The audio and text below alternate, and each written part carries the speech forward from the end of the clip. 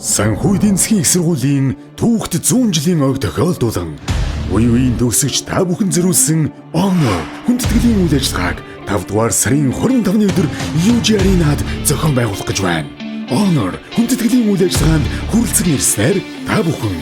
UFE networking платформ болон брэнд бүтээгдэхүүний онлайн дэлгүүрийн нээлт Runway Fashion Show төгсөгчдийн networking уулзалт сургуулийн түүхэн дурсан жим музей 100 жилийн түүхэн дэх онцлог 100 нөлөө бүхий төгсөгч 100 бизнесмен улс орон нийгэм олон нийтэд нөлөөлсөн 100 төсөл хөтөлбөр 100 Ахмад багш ажилтан эрхэм хүмүүс 100 шилдэг сурч шалгаруулалтын эхний хэсэг оюутан насны хөгжилтэй дурсамжууд Цэнгэнт бүжгийн улсын 14 удаагийн авраг стандарт бүжгийн шилдэг 10 хамтлагийн нэг улаан сарны хамтлагийн үеийн бүжигчдийн үзүүлбэр урлаг соёлын оддын тоглолт төгсөгчдийн авраг шалгаруулах 100-ны сагсан бөмбөгийн тэмцээний финалийн гал гарсан тоглолтууд сургуулийн үеийн төгсөгч урлаг спорт эдийн засаг бизнесийн салбарын манлайлагчдын celebrity game Slam Dunk, 3 онооны шилжилтийн тэмцээн, шилдэг тоглогчдыг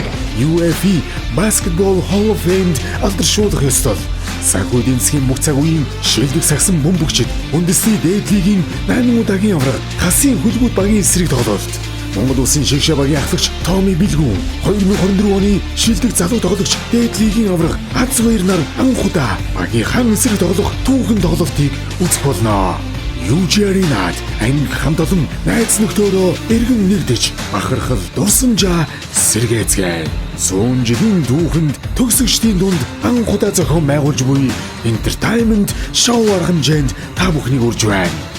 You are our honor.